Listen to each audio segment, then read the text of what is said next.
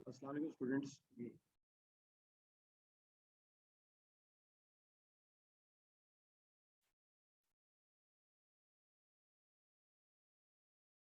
जी last week में हमारी 2 classes हुई थी, उसमें हम लोगों ने मटेरियल का चैप्टर स्टार्ट किया हुआ था और उसकी कुछ बेसिक्स हमने डिस्कस की थी।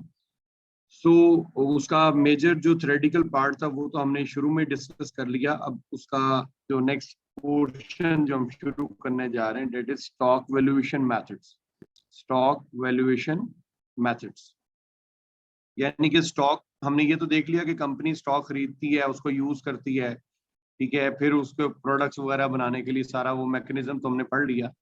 अब जो चीज हम डिस्कस करने जा रहे हैं वो ये है कि ज़ाहिर है स्टोर्स डिपार्टमेंट जब मटेरियल इशू करता है तो उसकी वैल्यूएशन भी होगी। जैसे कि हमने डिस्कस किया था कि स्टॉक लेजर अकाउंटेंट्स होते हैं और स्टॉक लेजर अकाउंटेंट्स का काम क्या है कि स्टोर डिपार्टमेंट से जो भी मटेरियल इशू हो रहा है या जो मटेरियल रिटर्न हो रहा है, ठीक है, या जो मटेरियल हम रिसीव कर रहे हैं तो उसकी वैल्यूएशन की जाए, उसकी वो एंट्रीज वगैरह पास करते हैं, उसके अकाउंट्स वो मेंटेन करते हैं।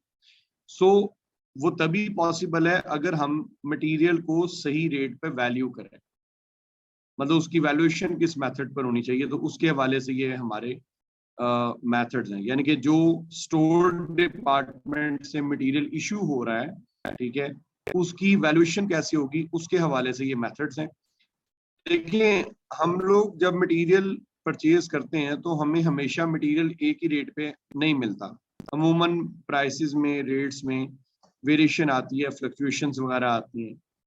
तो और होता ही है कि टाइम्स हमारे पास जो स्टॉक में मटेरियल पड़ा हुआ है उसमें कुछ हमारा पुराना स्टॉक भी होता है, कुछ नया स्टॉक भी होता है, ठीक है।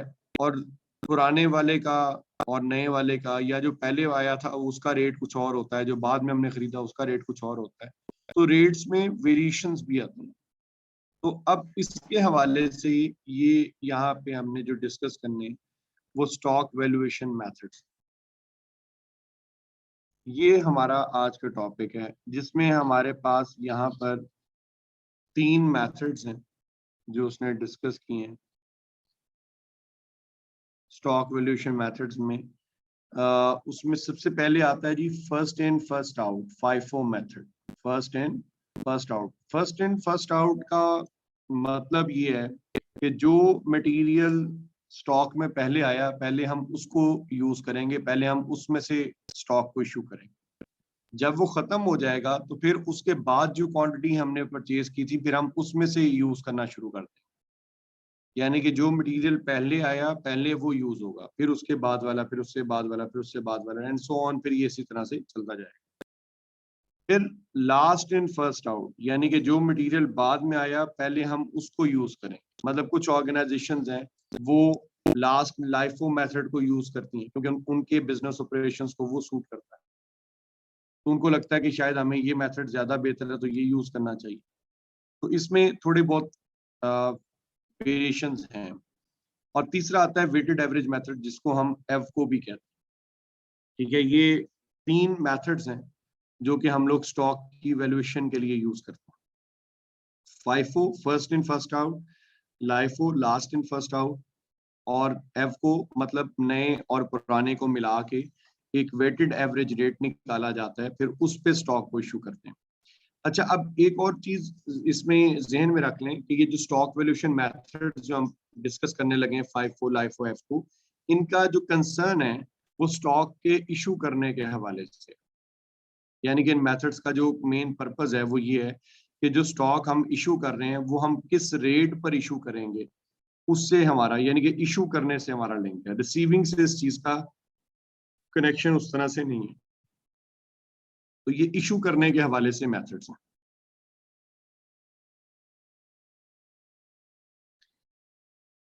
अब स्टार्ट करते हैं जी इसको।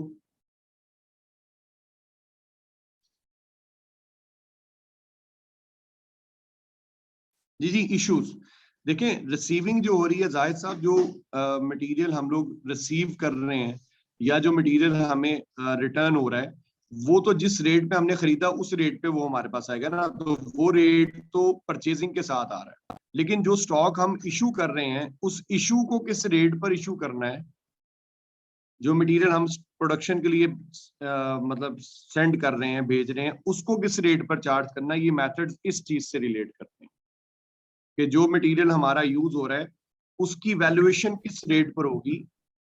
इन मेथड्स का इस चीज से लिंक है।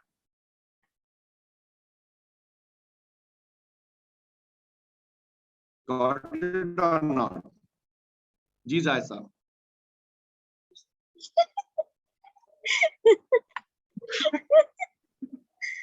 सही बात है, वो आपको भी कह रहे हैं सुबह।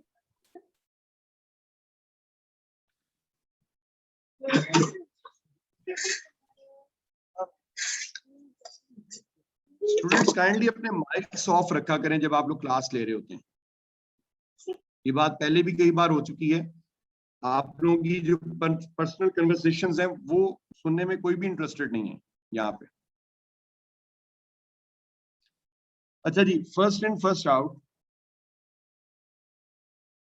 अब इसके हवाले से तीन बातें हैं। फर्स्ट इन फर्स्ट आउट का मतलब है कि जो स्टॉक पहले आया पहले हम उसको यूज करेंगे, जिसमें वो कहता है the earliest price of material is use for issue, यानी कि ज़ाहिर है जो पुराना सबसे स्टॉक आया था पहले उसके ऊपर उसमें से इशू होगा। तो जब इशू उसमें से होगा तो फिर वैल्यूएशन भी उसी के रेट के ऊपर होगी। यानी कि जिस चीज में से हम मटेरियल इशू कर रहे हैं, जिस कैटेगरी में से जिस रेट वाला मटेरियल हम इशू कर रहे हैं, प्राइसिंग भी वैल्यूएशन भी उसी रेट के बेस पर करेंगे। फिर ये अगली जो बात कर रहा है कि जी प्राइसेस अगर इंक्रीज हो रही हैं तो या लो हो रही हैं तो उससे क्या इम्पैक्ट्स आएंगे, ये हम लोग डिस्कस करेंगे बाद में। पहले हम सिर्फ यहाँ पर क्या करने जा रहे हैं, मेथड्स की डिस्कशन करने जा रहे हैं कि मेथड्स में चेंजेस। अब जाहिर है कि अगर हम लोग जो मटेरियल आ रहा है पहले, जब हम पहले वाले स्टॉक को यानी कि पुराने वाले स्टॉक को पहले यूज करेंगे, तो इसका मतलब है कि एंड पे क्लोजिंग स्टॉक में कौन सा मटेरियल होगा, जो बाद में आया। क्योंकि जो सबसे शुरू वाला है वो तो हमने यूज कर लिया होगा, शुरू वाला मटेरियल तो हमने यूज कर लिया होगा। तो हमारे पास क्लोजिंग स्टॉक में कौन सा स्टॉक आएगा, कौन सा वाला मटेरियल आ रहा होगा जो एंड पे बच रहा है। ठीक है, और एंड पे बच कौन सा वाला बचेगा, जो नया वाला स्टॉक है जो हमने सबसे बाद में खरीदा हो। तो इसलिए उसकी जो वैल्यूज होंगी, उसकी जो वैल्यूएशन होगी क्लोजिंग स्टॉक की, वो मोस्ट रीसेंट परचेजेस में से होगी। एक क्वेश्चन करते हैं, क्वेश्चन करने से ये कि बहुत से कॉन्सेप्ट्स क्लियर हो जाएंगे। ये एक एग्जांपल है।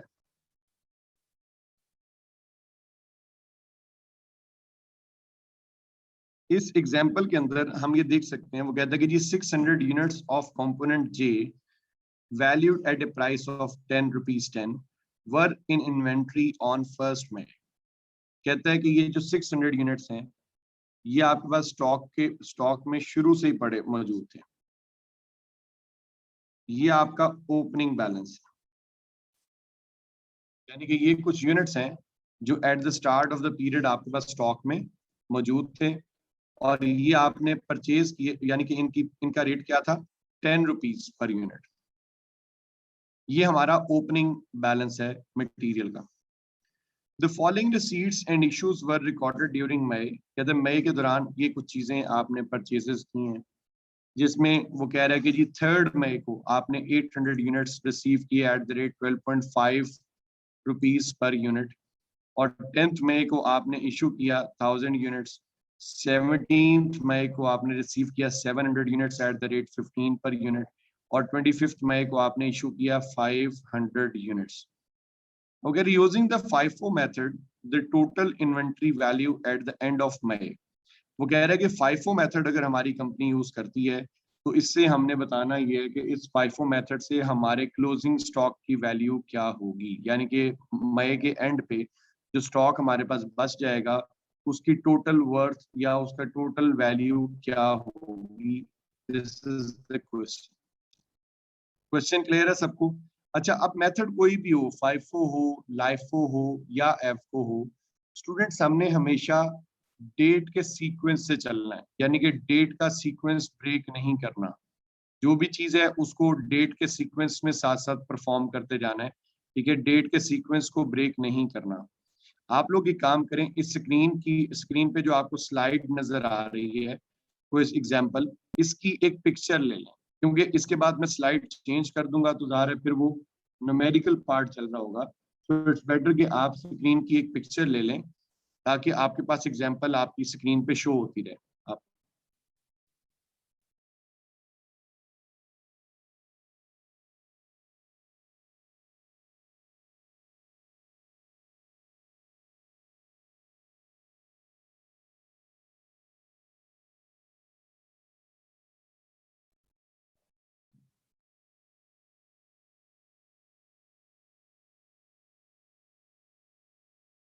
जी डन। अच्छा, अब मैं इसको स्टार्ट कर रहा हूँ सॉल्व करना।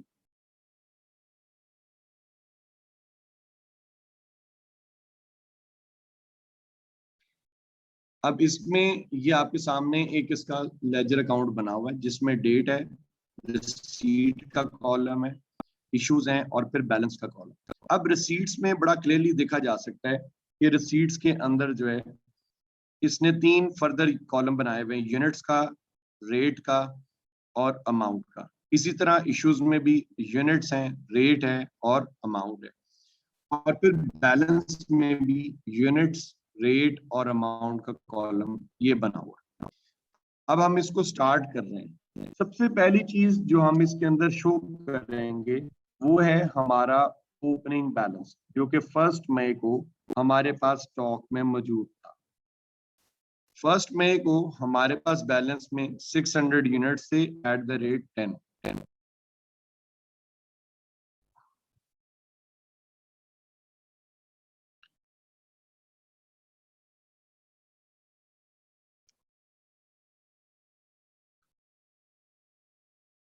600 units at the rate 10,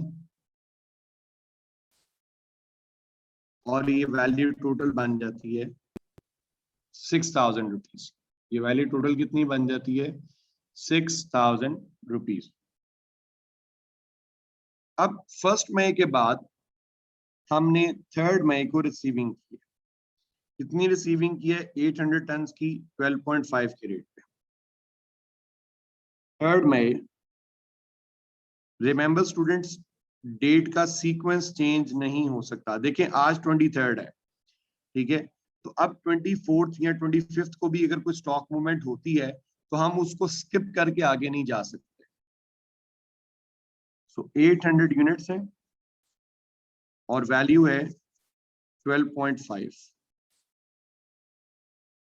rate क्या है? 12.5।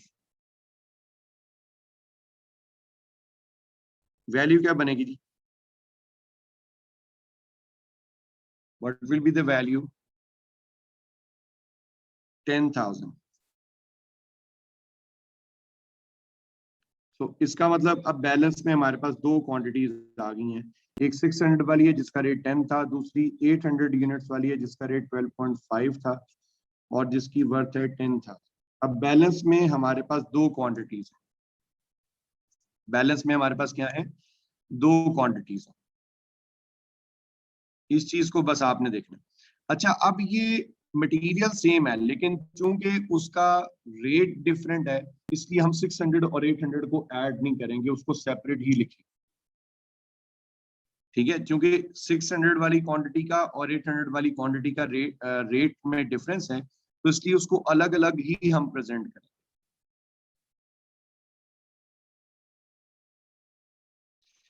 अब को आप क्या कर रहे हैं? अब आप इशू कर रहे हैं कितना? 1000 यूनिट्स। अब देखें, हमने 10 मई को इशू करना है। बैलेंस में हमारे पास हमें इशू टोटल करना है 1000, लेकिन बैलेंस में हमारे पास एक क्वांटिटी 600 की पड़ी हुई है जो कि पहले आई थी, और फिर 800 जो उसके बाद आई। तो फिर किस में से इशू करेंगे? फाइफो मेथड है जो हम यूज कर रहे हैं।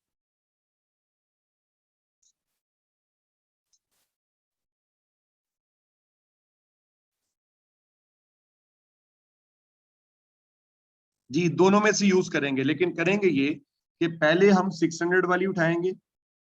जी बिल्कुल, क्योंकि 600 वाली क्वांटिटी पहले आई थी, तो ज़ाहिर है पहले उसमें से क्वांटिटी लेंगे एट द रेट 10, ये वैल्यू बन जाएगी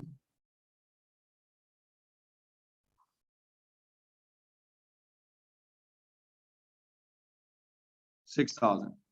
और फर्दर हमें अभी 400 मजीद चाहिए, तो 400 हम फिर 800 में से लेंगे। जी एक्सीलेंट हसान एंड मोहम्मद अब्बास, ये 400 यूनिट्स जो हैं ये हम चार्ज करेंगे 12.5 के रेट, क्योंकि ये इसमें से जा रहे हैं 800 में से।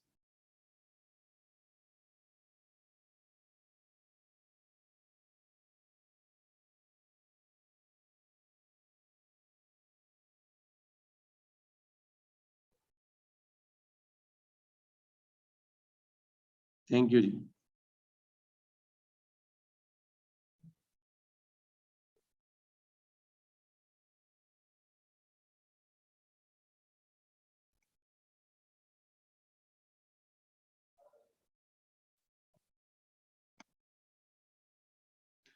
जी इज डेट क्लियर? अब लेकिन इसके बाद ये ज़हन में रखना है कि आपने इसमें से 400 इशू कर दिया, अब 800 में बकाया कितना रह गया? 400। ठीक है, 600 आपका खत्म हो गया क्योंकि 600 आपने इशू कर दिया, और 800 में से आपने 400 इशू किया, तो बकाया अब आपके पास सिर्फ 400 बकाया बचता है।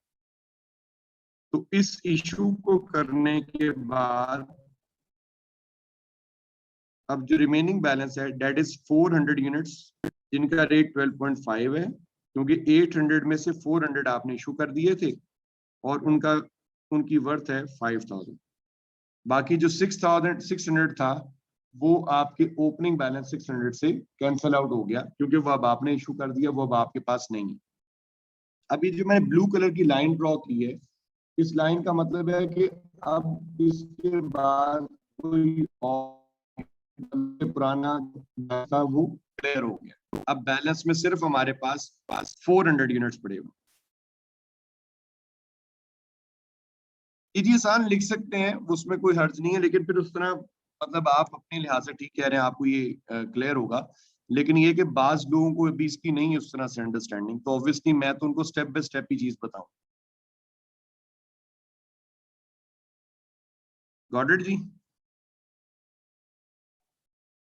अब 17th को आपने फिर रिसीविंग की 700 यूनिट्स, 15 का रेट।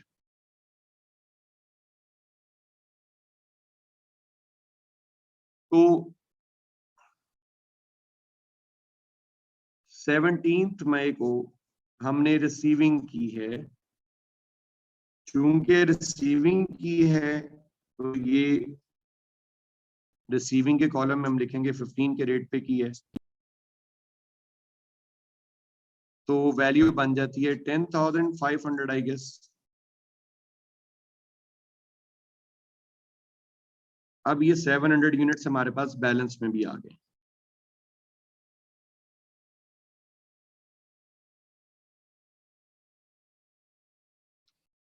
अब फिर से 17th की रिसीविंग के बाद हमारे पास बैलेंस में फिर से दो क्वांटिटीज हो गई हैं।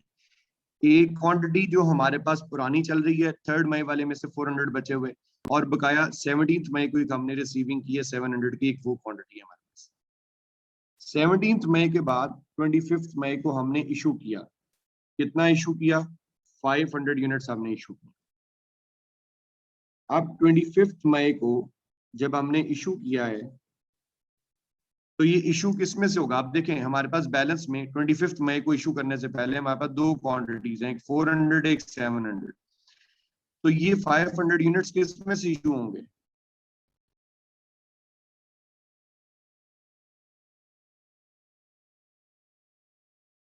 शाबाश तारिक साहब, 400 हम लेंगे 12.5 वाला और 100 हम लेंगे 700 में से।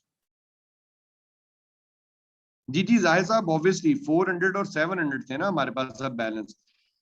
तो अब बैलेंस में दो क्वांटिटीज हैं, एक 400 है जिसका रेट 12.5 है और दूसरी 700 क्वांटिटी जिसका रेट 15 है। सो हमें 500 इशू करना है, लेकिन अब 400 और 700 में से पुरानी वाली क्वांटिटी कौन सी है?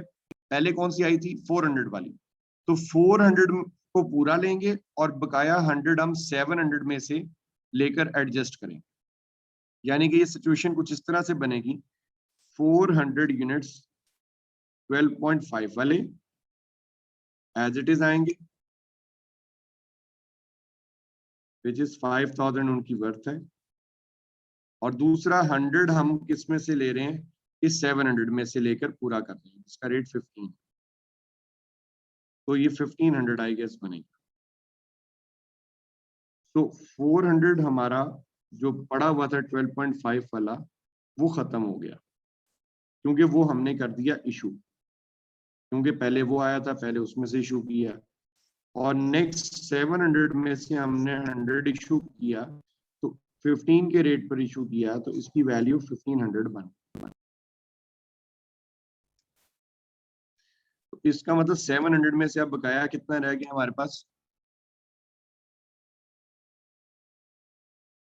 700 में से अब हमारे पास बकाया 600 बकाया बच गया, क्योंकि 100 हमने इशू कर दिया।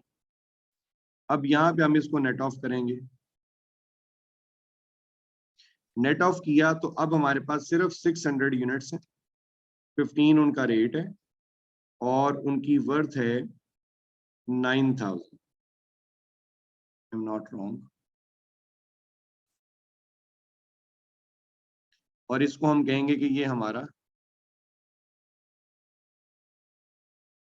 नहीं ऐसा, अगर हम कंबाइन करके अगर हम उसको ऐड करके लिखते हैं तो उसमें बेटा प्रॉब्लम ये होगा कि हम लोगों को ये चीज ज़हन में, हम इसको इतना केयरफुली हैंडल नहीं कर सकेंगे कि 600 वाली क्वांटिटी रहती है खत्म हो गई है, 800 वाली क्वांटिटी रहती है या खत्म हो गई है। तो फिर उसको आइडेंटिफाई करने में कि हमारे पास ये 10 के रेट वाली क्वांटिटी है या नहीं, 12 वाली है, 12.5 वाली रहती है खत्म हो गई है, वो हमें क्लियरली नहीं नजर आएगी। मटीरियल एक ही है, तो इसलिए इट्स बेटर कि उसको सेपरेटली लेकर चला जाए।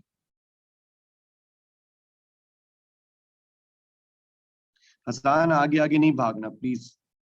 सो ये आपके पास क्या निकल आया? ये आपका क्लोजिंग स्टॉक।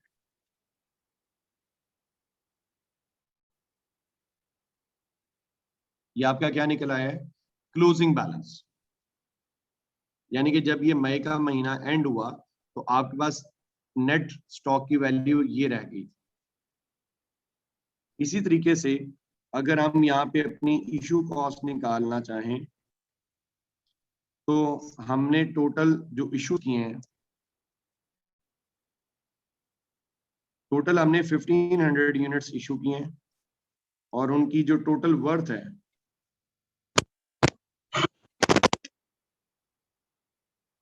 I guess 17,500। जी क्या यही आ रही वैल्यू? तो ये हमारी कहलाएगी इशू कॉस्ट ऑफ मटेरियल।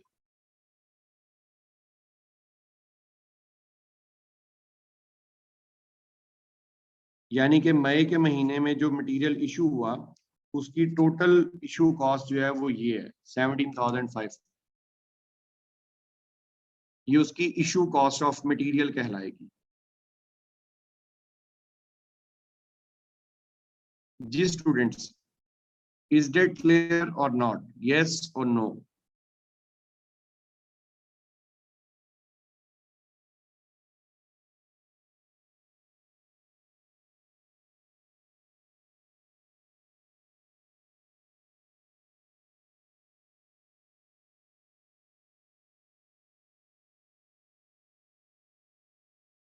अब आप लोगों ने एक काम करना है, मैं आपके लिए इस क्वेश्चन को थोड़ा सा चेंज करने लगा हूं। आपने इस 10 का रेट फर्ज कर लें, इस 10 का रेट है 15 और इस 15 का रेट है 10।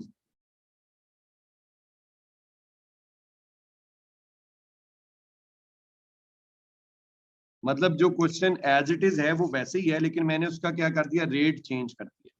अब इस नए रेट्स के साथ आपने इस क्वेश्चन को करके आना, डेट इज योर होमवर्क।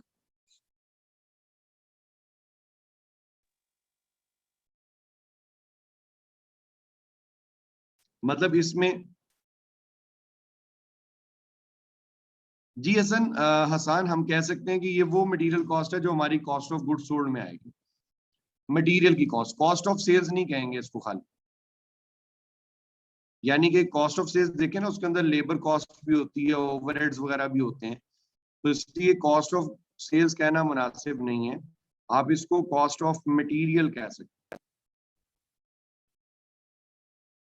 अच्छा, अब जो क्वेश्चन एज इट इज आपको जो नजर आ रहा था कि जिसमें ओपनिंग की वैल्यू 10 थी, फिर 12.5 हुई, फिर 15 हुई, इसमें क्या हो रहा था, इसमें प्राइसेस इंक्रीज हो रही थी। अब जो मैंने प्राइस चेंज की है कि ओपनिंग का रेट 15 है और वो 17 मई वाली का रेट मैंने 10 कर दिया, इसमें क्या हो रहा है, अब इसमें प्राइसेस डिक्रीज हो रही हैं। तो इसलिए ये आप लोगों ने इसको कर आना है, क्योंकि इसके अंदर कुछ थ्योरेटिकल कॉन्सेप्ट्स हैं जो हम लोग कल के लेक्चर में डिस्कस भी करेंगे। यानी कि इन प्राइसेस की वेरिएशन से जो हमारे क्लोजिंग स्टॉक की वैल्यू में और जो हमारे इशू कॉस्ट में जो फर्क पड़ता है, जो वेरिएशन आती है, उसके हवाले से हम लोग कल डिस्कशन करेंगे। तो इसलिए तभी पॉसिबल है कि अगर आप ये क्वेश्चन करके आएंगे। ठीक है, वैसे तो इसकी पीडीएफ भी मैं आपको सेंड कर दूंगा ग्रुप में, जो आज मैंने करवाया है। ठीक है, तो उससे भी आपको हेल्प मिल जाएगी। जी, any question regarding FIFO method, first in first out? जो स्टॉक पहले आया पहले उसमें से इशू होगा।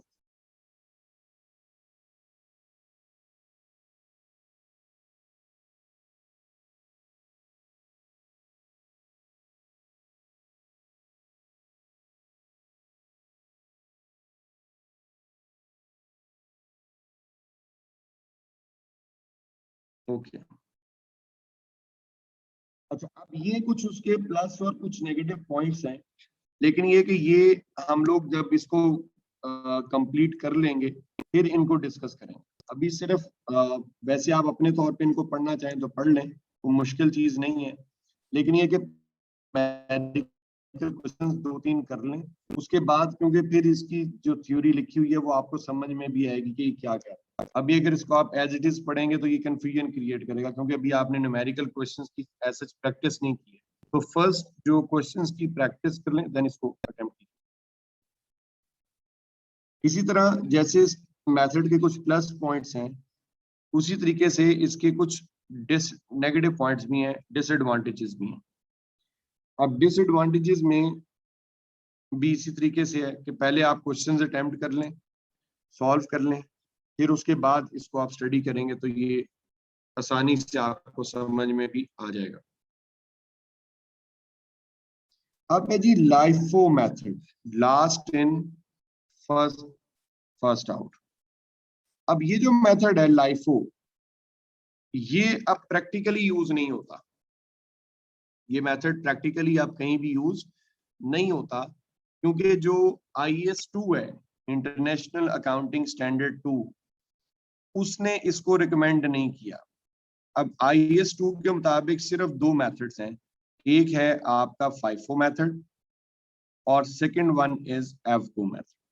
अब सिर्फ ये दो मेथड्स हैं, FIFO एंड EVCO, जो रिकमेंडेड मेथड्स। तो LIFO मेथड अब प्रैक्टिकली कहीं यूज नहीं हो रहा, ठीक है, लेकिन सिलेबस में है, इसको देख लें। Last in first out method में ये कुछ बातें बता, अब जिस तरह FIFO में था जी फर्स्ट इन फर्स्ट आउट, यानी कि जो चीज पहले आई पहले उसको इशू करना है। लाइफो मेथड ये कहता है कि आपने जो चीज बाद में आई है पहले उसको इशू करना है, यानी कि जो चीज बाद में आई है पहले उसमें से इशू होगा, जो चीज बाद में आई है पहले उसमें से इशू होगा।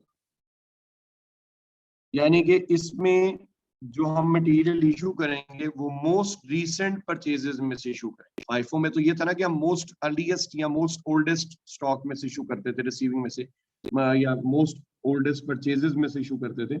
इसमें यह कि जो मोस्ट रीसेंट परचेजेस हैं उसमें से आप इशू करें। फिर प्राइस वेरिएशन ये हम लोग कल डिस्कशन करेंगे जब वो आप क्वेश्चन कराएंगे।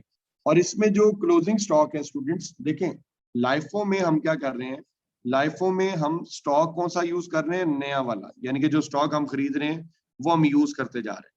इसका मतलब ये हुआ कि हमारे पास स्टॉक में जो क्वांटिटी बचेगी वो कौन सी वाली होगी, पुराने वाली, मोस्टली पुराने वाली होगी, क्योंकि नई वाली तो हमने यूज कर ली।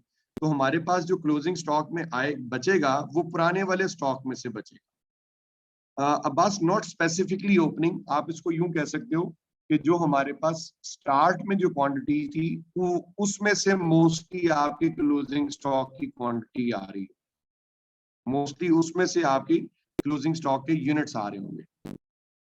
राइट जी, ठीक है। अब एक क्वेश्चन अटेम्प्ट करते हैं इसका।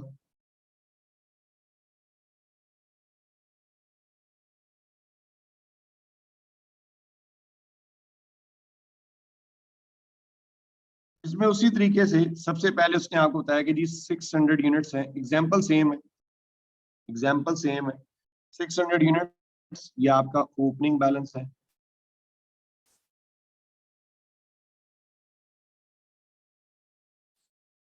और इसका रेट उसने बताया हुआ कितना है जी, 10 पर यूनिट, ये आपका ओपनिंग बैलेंस है।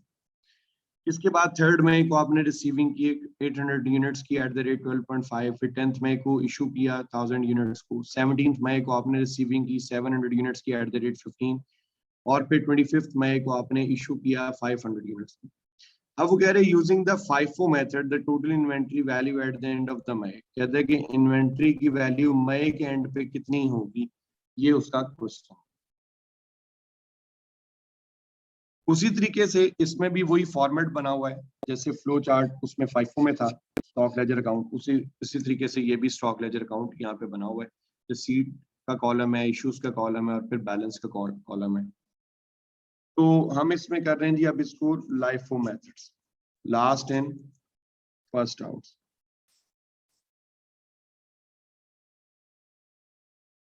सबसे पहले ओपनिंग बैलेंस है। फर्स्ट मई को,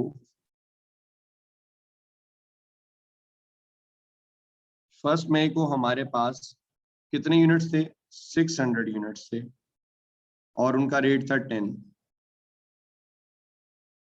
तो वैल्यू उनकी बन जाती है 6000। ये हमारा ओपनिंग स्टॉक था। क्वेश्चन की पिक्चर लेना चाहते हैं तो ले लें। वैसे एग्जांपल वही है जो आपने जिसकी पहले एग्जांपल पिक्चर ली है, वही एग्जांपल है।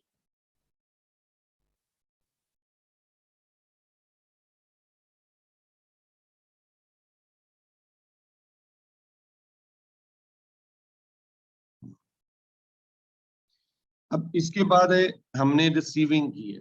3 मई को हमने मटेरियल रिसीव किया 800 यूनिट्स एट द रेट 12.5। 3 मई को रिसीविंग हुई 800 units at the rate 12.5, value बन जाती है 10,000।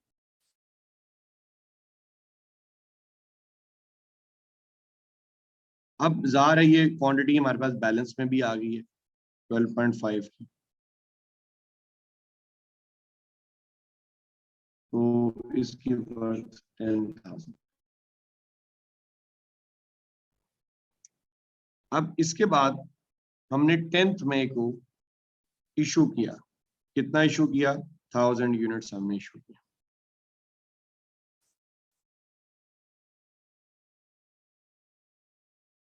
जी किस में से इशू होगा, बैलेंस में हमारे पास दो चॉइसेस हैं, 600 800, वो है जो हमने रिसेंटली परचेज किया, बाद में आया। जी हम पहले क्या करेंगे, 600 में से 800 क्वांटिटी को यूज करेंगे, फिर जो रिमेनिंग बच जाएगी वो फिर हम लोग 600 वाली में से लेकर पूरा करेंगे।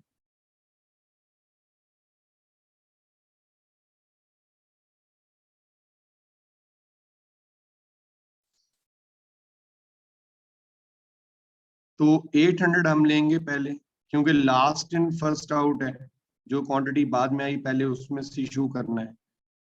800 units at the rate 12.5, value 10,000, और 200 हमें मजीद चाहिए, तो 800 तो खत्म हो गया, तो फिर 800 से पुरानी क्वांटिटी 600 है, तो उसका रेट 10 है, तो ये 200 उसमें से इशू होगा, तो 2000 इसकी वैल्यू बन गई।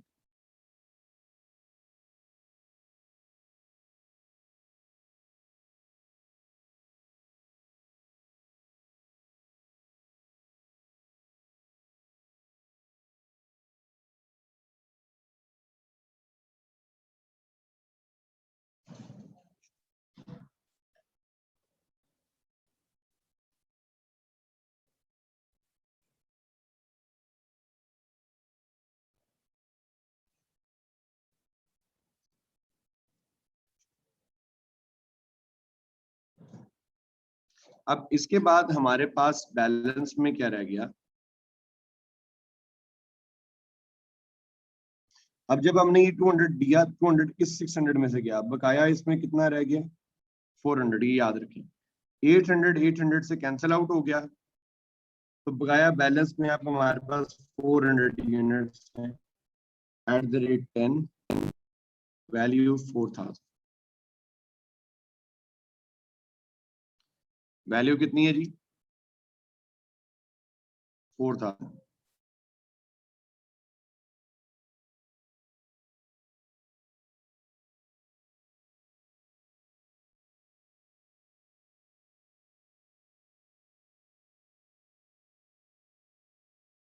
नहीं,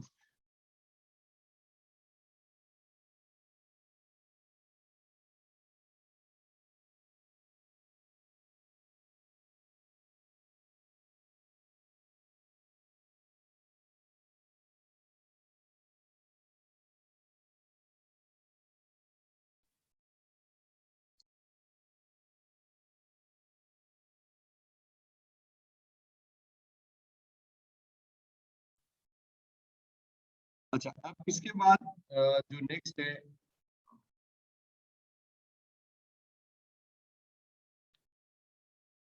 17 मई को हमने रिसीविंग की 700 units at the rate 15, 700 units at the rate 15।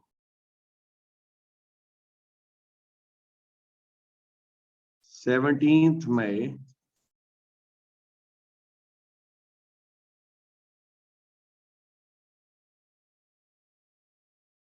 700 units at the rate 15, value बन जाती है 10,500।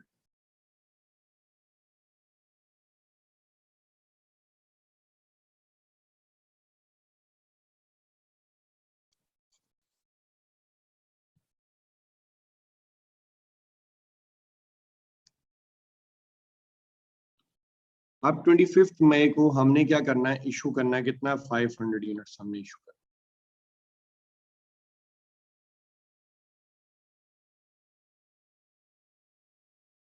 25 मई 500 यूनिट्स। जी अब बैलेंस में 400 यूनिट्स पड़े हुए और 700 यूनिट्स पड़े हुए, तो ये 500 किस में से इशू होंगे 700 में से, क्योंकि ये बाद में आए हैं, तो ये 500 यूनिट्स हम 700 में से इशू करें, तो 700 यूनिट्स का रेट क्या है 15, तो ये 15 के रेट पर इशू होंगे।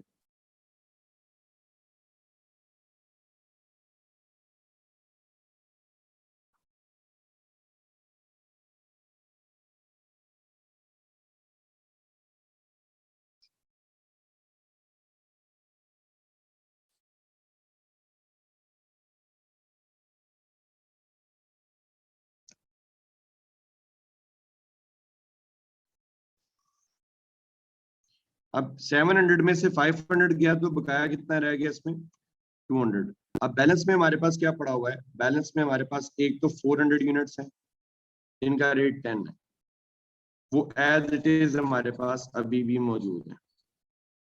दूसरे हैं 200 यूनिट, 700 में से बकाया कितने बच गए हैं 200, जिनका रेट क्या है 15, उनकी वैल्यू क्या बनती है 3000।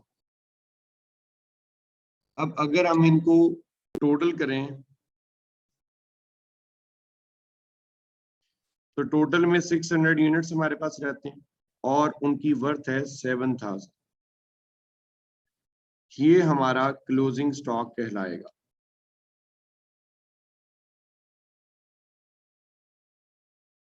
यानी कि 31 मई को हमारे पास बैलेंस क्वांटिटी ये रह गई है। 31 मई को हमारे पास बैलेंस क्वांटिटी इतनी रह गई है। इसी तरीके से हम अपने इश्यूज को भी टोटल करेंगे। हमने टोटल जो यूनिट्स इशू किए हैं वो 1500 यूनिट्स हैं और उन पे जो हमारी टोटल इशू कॉस्ट बन रही है date is 19,500।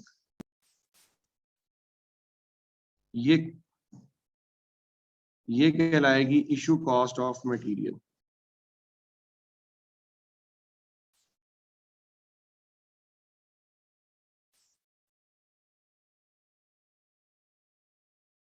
Issue cost of material. जी, और नो, यस और नो।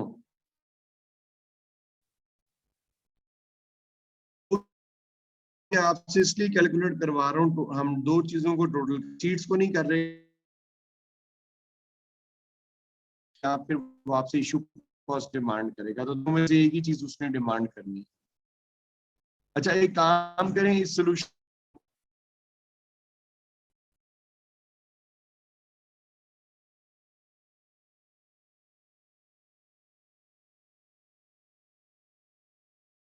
इस सोल्यूशन की एक पिक्चर ले लें।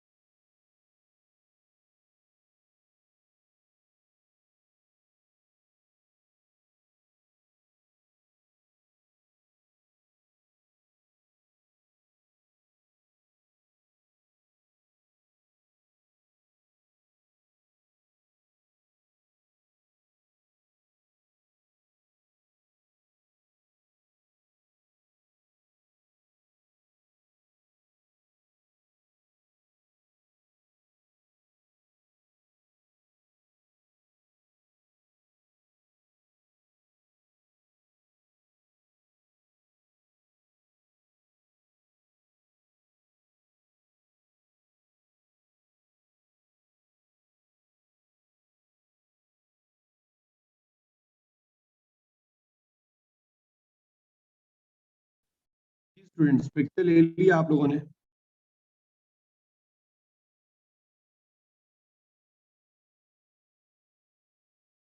चलें, अब एक काम करें,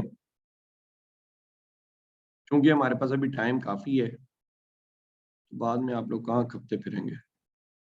अभी कर लें, 5 मिनट ही लगने, ज्यादा टाइम तो लगता है, लग भी नहीं रहा। इसकी प्राइसेस चेंज करने लगा हूं मैं। अब आपको होमवर्क नहीं दूंगा, ये अभी आप मुझे करके दिखाएं। इसका रेट अगर 15 हो जाए और इसका रेट 10 हो जाए 15 की बजाय, इसको भी सॉल्व करें लाइफो मेथड्स। इसी क्वेश्चन को इन नए प्राइसेस के साथ अभी अटेम्प्ट करें। 5 मिनट है आपके पास, शाबाश, शुरू हो जाए।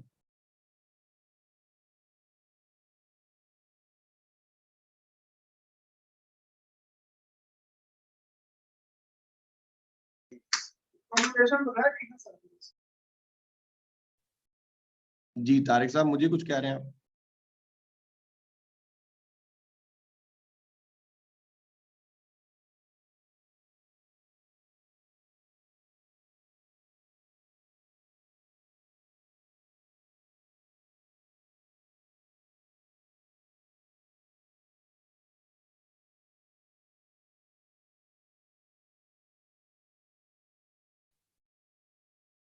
इट्स ओके तारिक साहब, कोई बोला था, मुझे लगा शायद आप बात कर रहे हैं।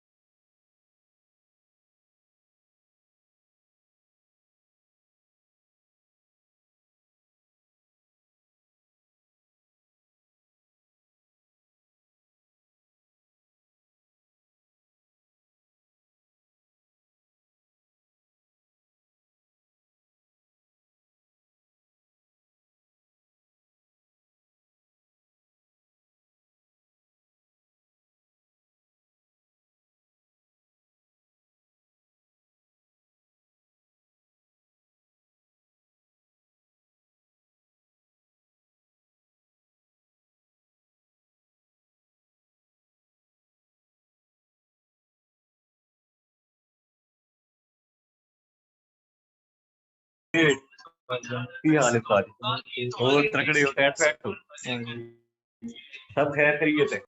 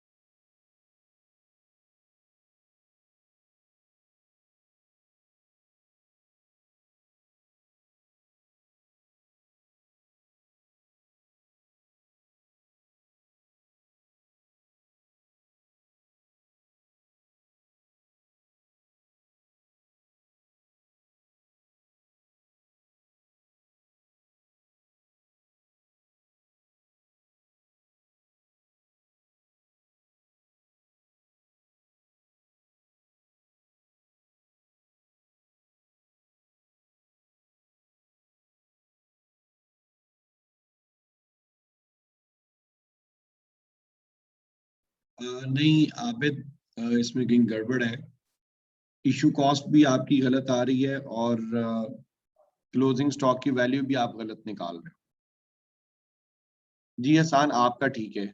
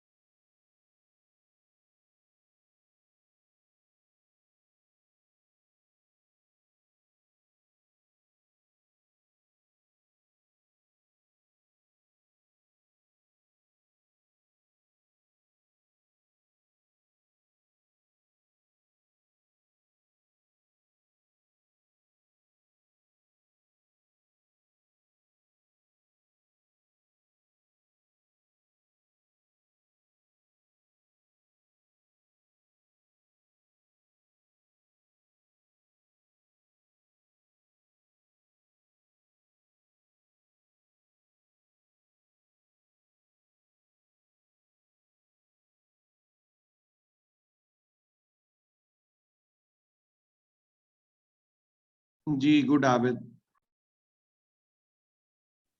जी तारिक साहब गुड। जी एनीस क्लोजिंग स्टॉक ठीक है। इशू कॉस्ट देखें क्या आ रही है आप।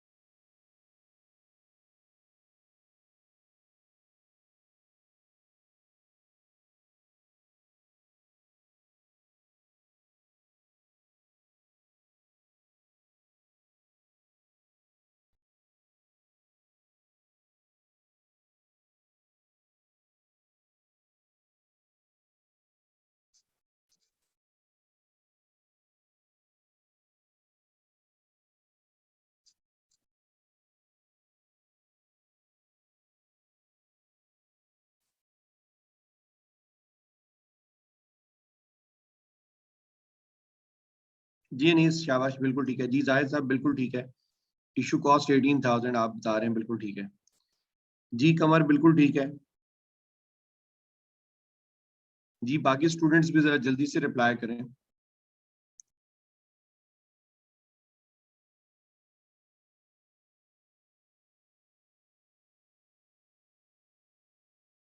जी अमजद साहब बिल्कुल ठीक कह रहे हैं। इशू कॉस्ट 18,000 आती है।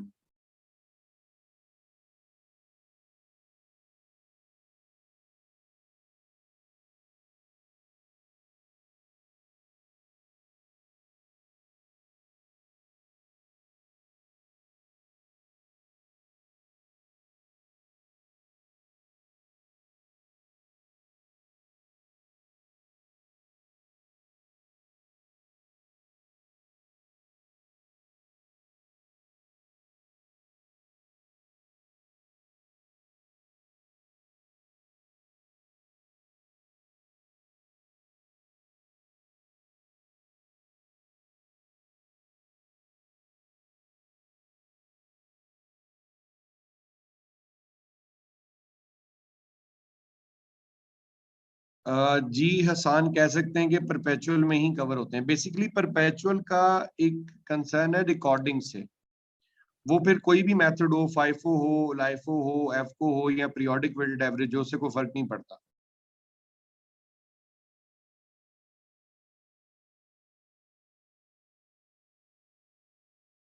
जी इज़ा आपने कर लिया।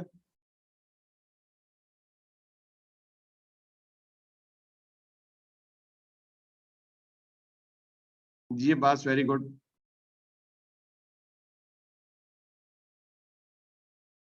आशिर आपने रिप्लाई नहीं किया अभी तक। बिलाल। इट्स ओके गलती नहीं है। मैंने अभी इसके बाद इनको फाइफो करने के लिए देना है। फाइफो से आप अपने आंसर शेयर करें। फवाद आपने रिप्लाई नहीं किया अभी तक। इमरान। मोहम्मद उसामा।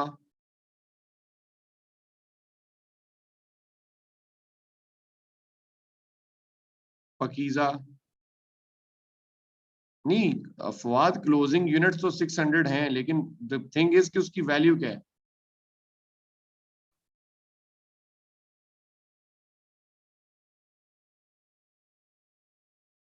जी जी एहसान मैं भी वही कह रहा हूँ ना कि स्टॉक शीट बनेगी, लेकिन उससे कोई फर्क नहीं पड़ता कि आप फाइफो है, लाइफो है, जो भी मेथड होगा, क्योंकि परपेचुअल इन्वेंटरी सिस्टम का लिंक रिकॉर्डिंग से है। तो रिकॉर्डिंग तो होगी चाहे आप फाइफो मेथड करें, लाइफो करें या एफको करें।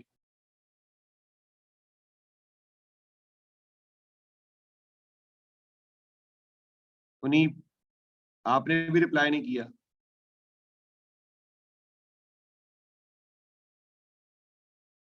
अच्छा अब कलेक्टिवली जो आंसर जो ये लोग बता रहे हैं।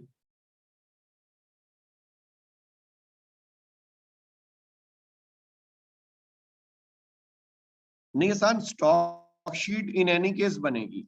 फर्क सिर्फ ये होगा कि हम स्टॉक इशू करते जाएंगे क्वांटिटी लेकिन उसका रेट नहीं चार्ज करेंगे, क्योंकि रेट तो पीरियड के एंड पे निकलेगा।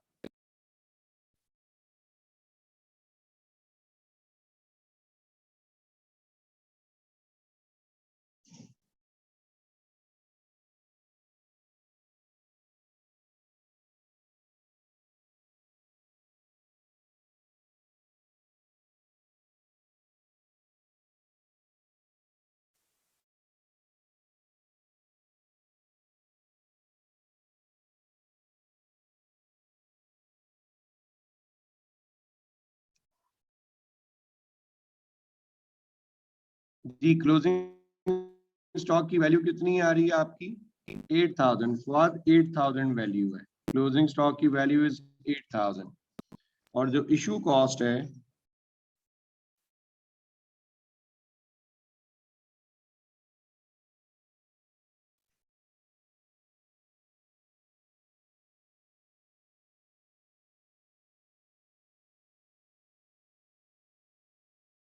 Issue cost is 18000।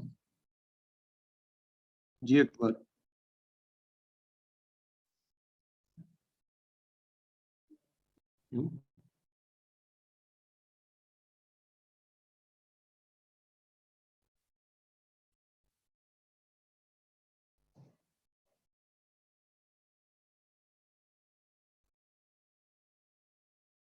जी बिलाल ठीक है।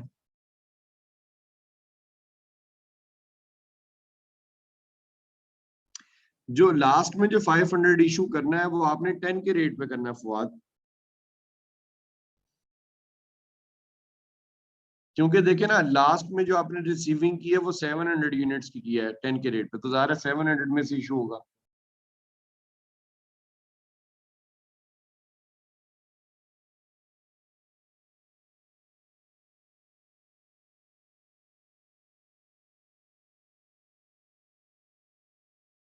यही गलती है।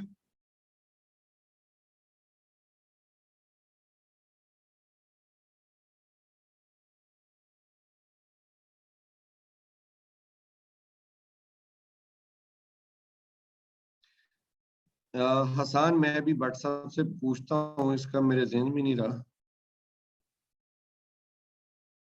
टेस्ट।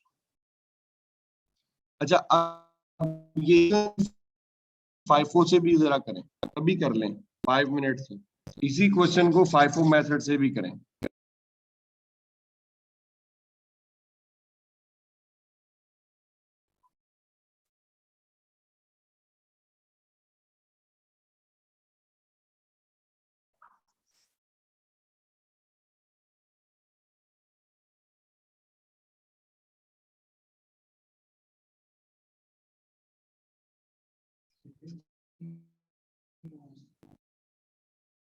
हाँ, मैंने पॉज की हुई है।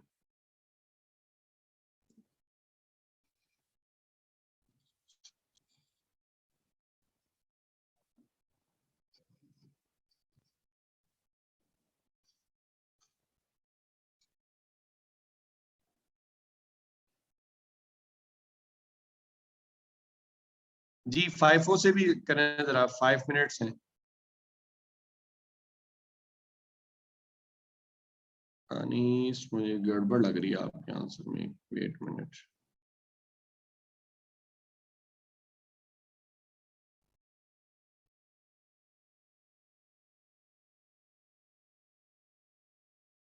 नहीं अनीस, इसमें गड़बड़ की है कोई आपने।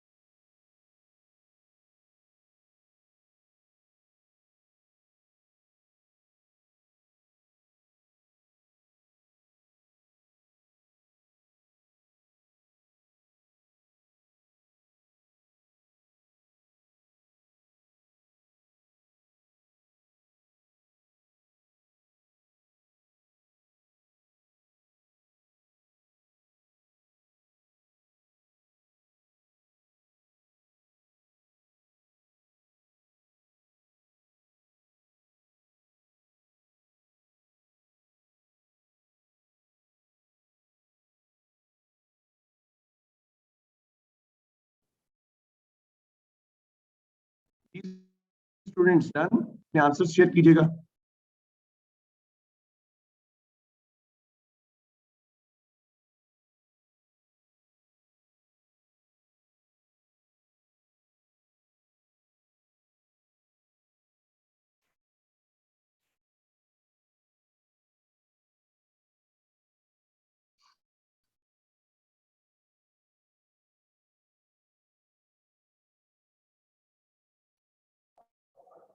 नहीं तारिक साहब, कुछ गड़बड़ की आपने।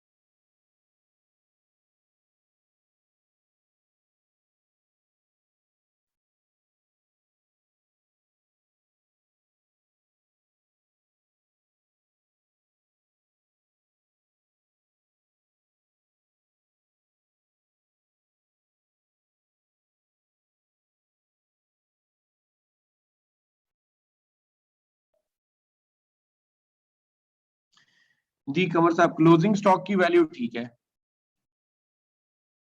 क्लोजिंग स्टॉक की वैल्यू प्राइस डिक्रीज के साथ बनेगी 6000, ये ठीक है। इशू कॉस्ट में कहीं गड़बड़ हो रही है, एक सेकंड ठहरे, इशू कॉस्ट में चेक कर लेने दें।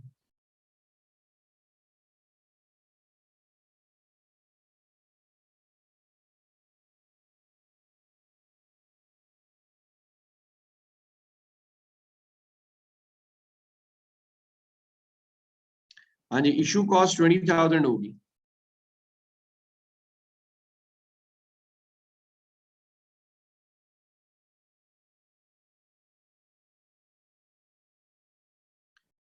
इशू कॉस्ट 20000 आएगी।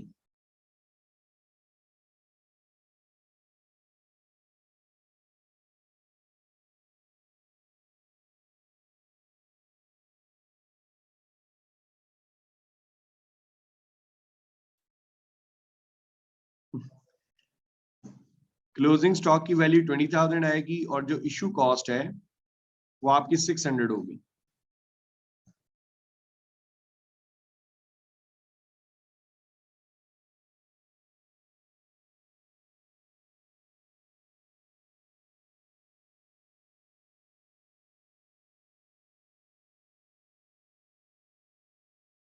जी अनीस, मैं वैल्यूज बोल रहा हूं, जरा आप लोग टैली करते जाएं अपने सॉल्यूशन के साथ।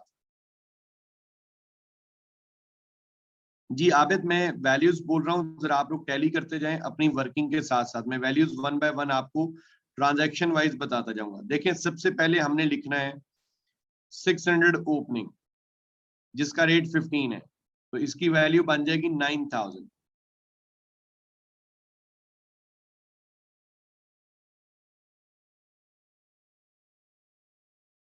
You are welcome Fawad. जी वैल्यूज टैली करते जाएं अपने सॉल्यूशन में। 600 इंटू 15 दैट इज 9000, राइट। इसके बाद 3 मई को आपने रिसीविंग की 800 यूनिट्स की एट द रेट 12.5, 10,000 ये वैल्यू भी आ गई आपके पास बैलेंस में। अब बैलेंस में दो क्वांटिटीज हैं, एक 600 वाली जिसका रेट 15 है, वैल्यू उसकी 9000 है, और दूसरी आपके पास जो वैल्यू आई है, शाबाश तारिक साहब अब ठीक है, दूसरा 800 जिसका रेट 12.5 है, इसकी वर्थ 10,000 है। अब जब 10 मई को आप इशू करेंगे, 10 मई को अनीस, 10 मई को जब हम इशू करेंगे तो पहले, चूंकि अब हम फाइफो मेथड कर रहे हैं, तो पहले हम 600 में से इशू करेंगे।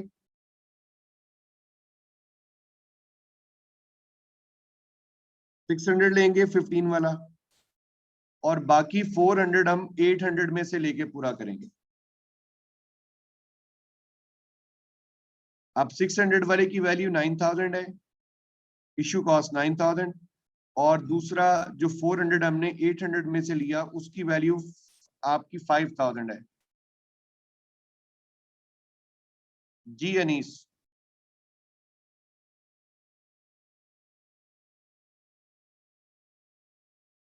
यहां तक ओके? ओके हो गया। अब आपके पास बैलेंस में 400 यूनिट्स हैं 12.5 के रेट पे। 400 यूनिट्स एट द रेट 12.5, 5000 उनकी वर्थ है। इसके बाद आपने 17 मई को 700 यूनिट्स रिसीव किए 10 के रेट के ऊपर। 10 के रेट पे आपने 700 यूनिट्स रिसीव किए, वैल्यू 7000 आ गई। अब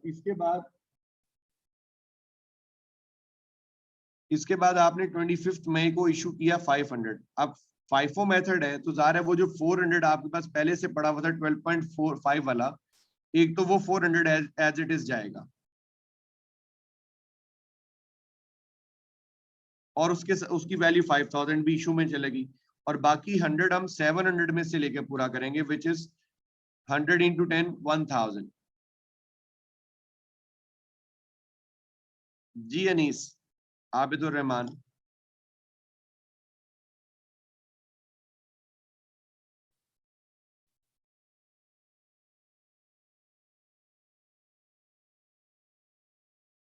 अब क्लियर हो गया या नहीं हुआ?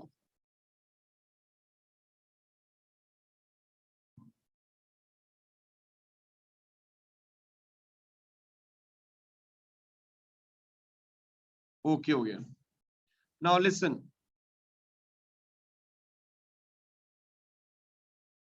अब हम लोग मूव करने लगे हैं।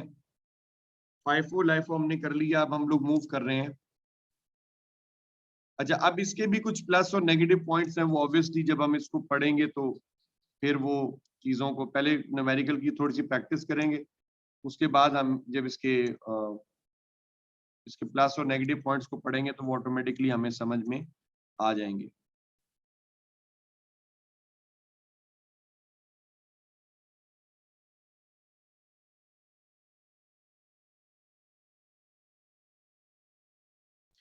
अब हम लोग मूव करेंगे स्टॉक वैल्यूएशन मेथड एफ को। अच्छा, यहाँ पे आप लोग 10 मिनट्स ब्रेक कर लें, लेकिन एग्जैक्ट 5:30 पे मैंने एफ को मेथड स्टार्ट करना है, तो उससे पहले पहले हर बंदा जो है वापस आ जाए। ठीक है जी, 10 मिनट्स नमाज ब्रेक है।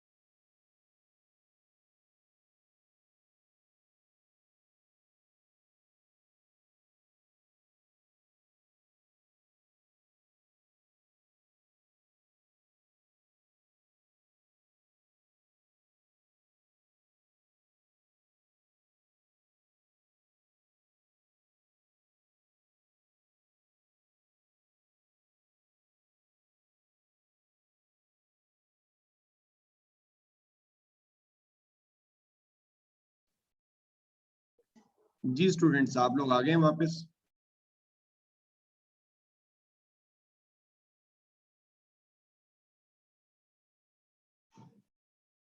जी, तो आप में से किसी को भी फाइफो और लाइफो में कोई इशू? एनीवन, किसी को फाइफो लाइफो में कोई मसला हो?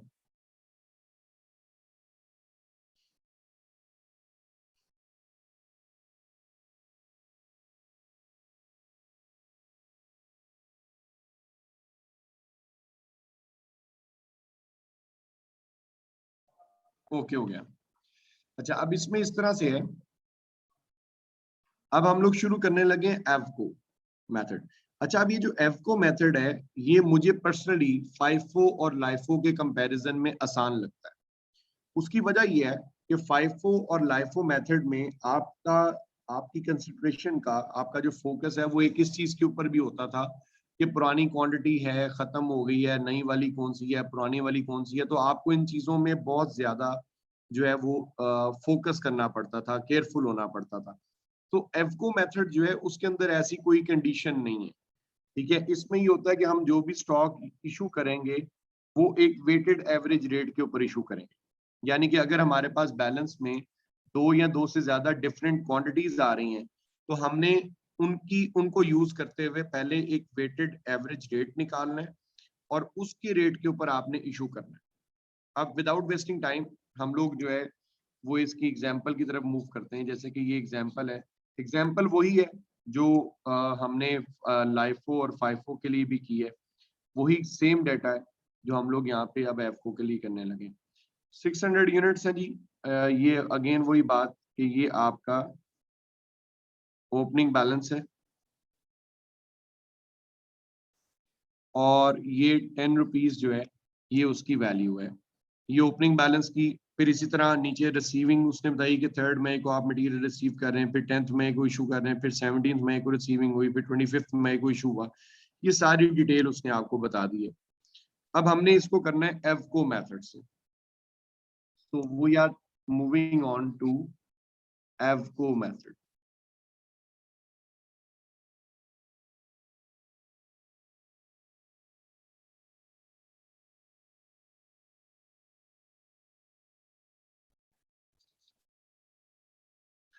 सबसे पहले तो उसी तरीके से इसमें भी वही 3 कॉलम्स हैं, रिसीट का, इशू का और बैलेंस का कॉलम है।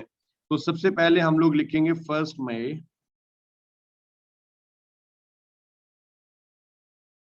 हमारे पास 600 यूनिट्स हैं एट द रेट 10, वैल्यू बन जाती है 6000।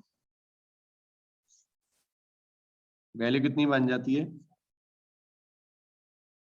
6000।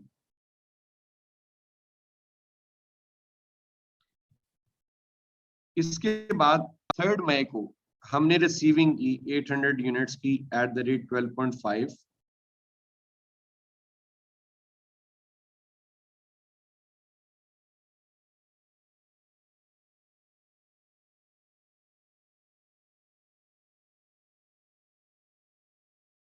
वर्थ बन जाती है 10,000। अब ये 800 यूनिट्स भी हमारे पास स्टॉक में पड़े हुए हैं, 12.5 के रेट पर आए।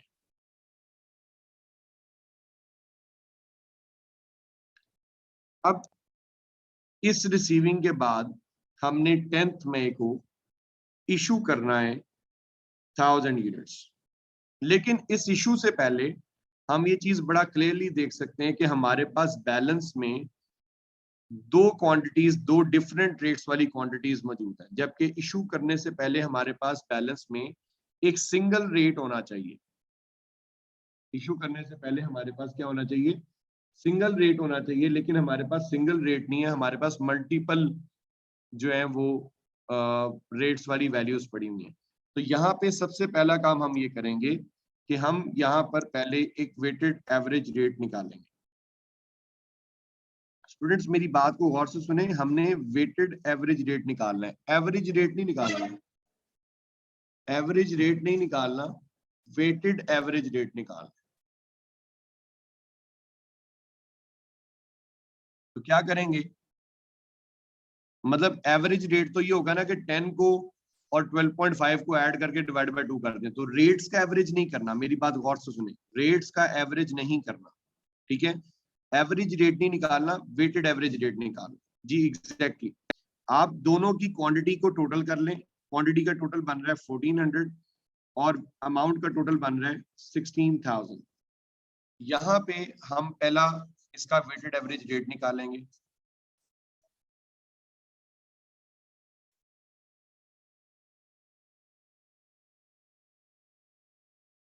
वेटेड एवरेज रेट जी 16,000 हमारी टोटल वैल्यू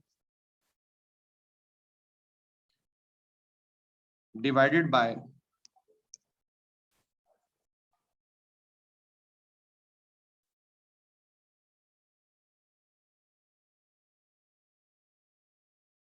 यूनिट्स का टोटल 1400।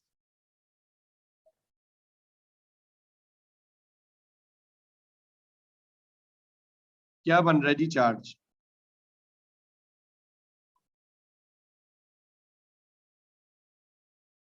ये कह रहे हैं जी 11.42 बन रहा है। Is that clear? यही आ रहा है 11.42।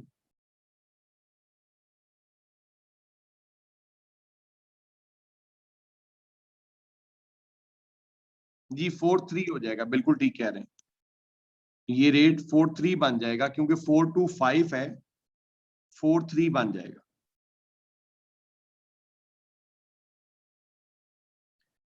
अब ये जो वेटेड एवरेज रेट हमने निकाला है, अब हमारे इश्यूज जितने भी हैं वो इस रेट के ऊपर होंगे और हम इसी रेट पर इश्यूज करते जाएंगे जब तक दोबारा से डिफरेंट रेट्स वाली सिचुएशन क्रिएट नहीं हो। जब तक कि दोबारा डिफरेंट रेट्स वाली सिचुएशन क्रिएट नहीं होती तब तक यही रेट यूज होता रहेगा इश्यूज करने के। तो अब जब हमने 10th मई को इशू करना है तो कितना इशू करना था? 1000 यूनिट्स। तो ये 1000 यूनिट्स इशू होंगे 11.43 के रेट के। ये वैल्यू बनेगी 11,430 रुपीज। तो यहां से 1000 यूनिट्स हम निकाल देंगे 11.43 और वैल्यू आ जाएगी 11,430। ये यहां से सब्ट्रैक्ट हो जाएगी। जी इज डेट क्लियर और नॉट? यस और नो?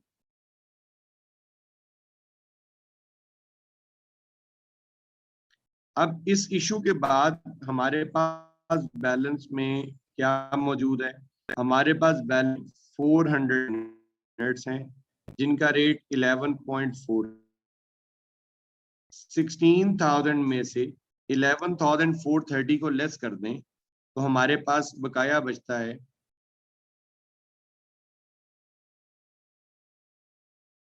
4,570। जी अब्बास, ये ऊपर मैंने जो है वो रेट कैलकुलेट किया, वो आ रहा था 11.425। 11.425, तो इसलिए मैंने इसको 11.43 कर दिया। हाँ जी 11.4285। तो 2 के बाद वाला जो डिजिट है, जी राउंड ऑफ किया, तो 11 के बाद 2 के बाद वाला जो डिजिट है वो 5 या 5 से बड़ा, तो इसलिए इसको 11.43 कर दिया मैंने, 2 को 3 में कन्वर्ट किया।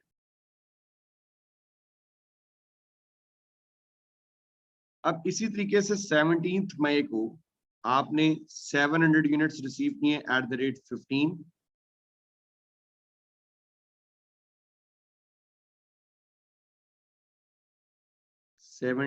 May 700 यूनिट्स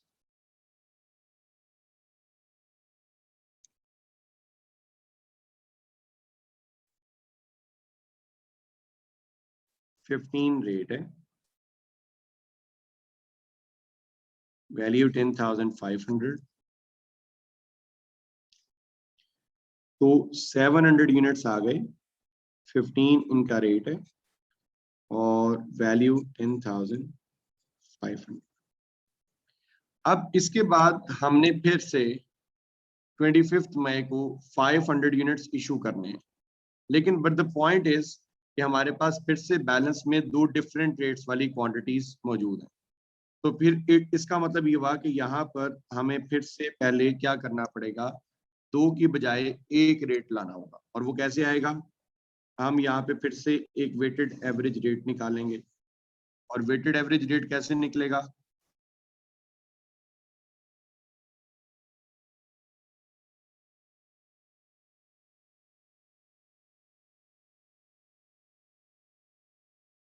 क्वांटिटी का सम 1100 और अमाउंट का सम बन रहा है 15,070। तो 15,070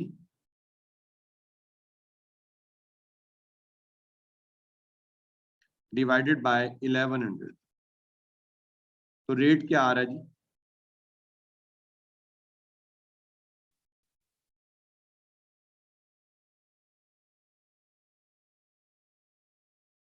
$13.7 एग्जैक्ट आ रहा है, 13.7 एग्जैक्ट है।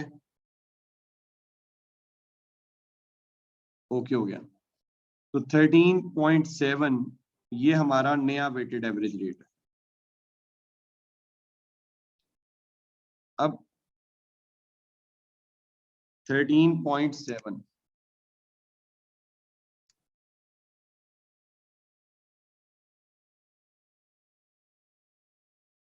अब जब तक, अब ये हमारा नया वेटेड एवरेज रेट है, तो अब इससे ऑनवर्ड जो इश्यूज हैं वो इस रेट के ऊपर होंगे।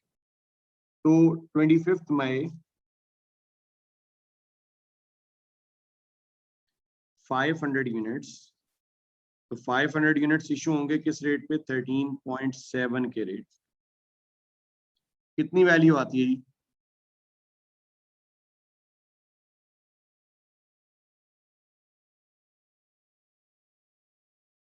₹6,850। यहां से 500 हमने माइनस कर देने,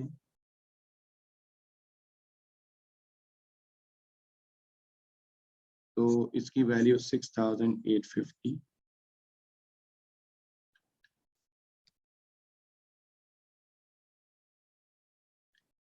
अब इस इशू के बाद हमारे पास जो बैलेंस बच रहा है वो 600 यूनिट्स हैं, और इसमें से इसको माइनस करेंगे, क्या आता है जी, 8,220। So this is our closing stock.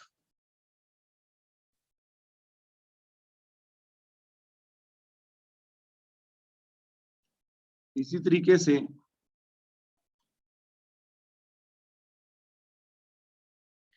Total issues 1500 के बन रहे हैं, और वैल्यूज का जरा टोटल कीजिएगा।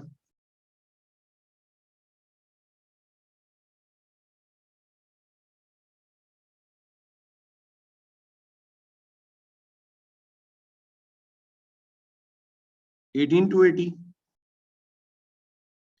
तो ये हमारी कहलाएगी इशू कॉस्ट ऑफ मटेरियल। अब अगेन वही बात कि अब चूंकि खैर अब टाइम कम है, तो ये आप लोग होमवर्क में रखें। ओपनिंग का रेट 15 मैंने कर दिया, और ये 17th वाले का रेट मैंने 10 कर दिया। अब ये प्राइस चेंज के साथ जो है ये आपका होमवर्क है, ये आप लोगों ने करके आना। अच्छा, एक तो ये होमवर्क है, इसके अलावा एक होमवर्क और भी है, आपके जो नोट्स हैं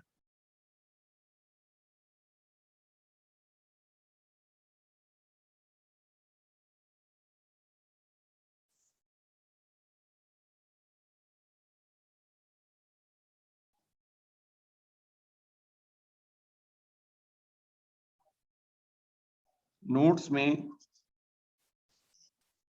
पेज 24 पे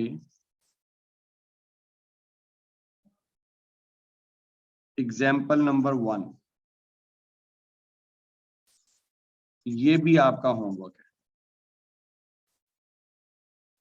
उस पे जी क्वेश्चन है जिसको आपने तीनों मेथड से करना है। फाइफो से भी, लाइफो से भी और एफको से भी। तो वो क्वेश्चन भी आपकी होम असाइनमेंट में शामिल है।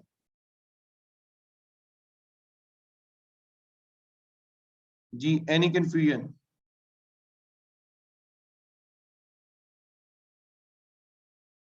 एक तो ये वाला क्वेश्चन जिसमें प्राइसेस, जी नोट्स में, सॉरी पेज 25 है, पेज 25 नोट्स का, उस पे एग्जाम्पल 1 है। नहीं, आसान पीरियोडिक नहीं है आपके सिलेबस में।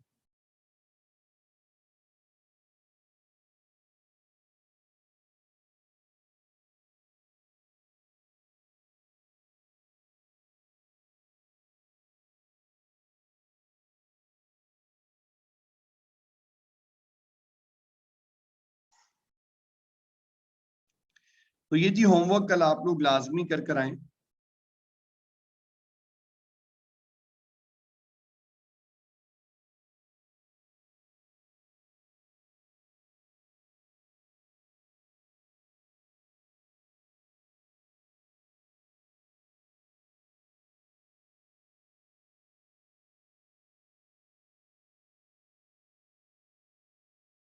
आपके सिलेबस में देखो अब्बास, जो ब्लैंक्स हैं वो है ही नहीं। तो जब ब्लैंक्स नहीं है तो फिर राउंड ऑफ वाला मैटर इतना ज्यादा नहीं आएगा। लेकिन ये चीज जरूर रखें कि जब भी आप वेटेड एवरेज रेट निकालते हैं तो अगर डेसिमल में बड़ी वैल्यू आती है तो उसको कम से कम 2 डेसिमल तक जरूर लिखें, यानी कि डेसिमल के बाद 2 डिजिट्स तक वो वैल्यू लिखें।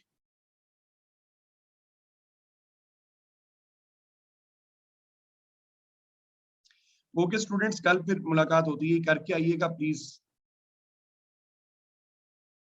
जी हसान, मैं कंफर्म करके आपको बता दूंगा कि क्या हो सकता है। मैं खुद भी चाहता हूँ टेस्ट हो जाए, पता करके बताऊँ।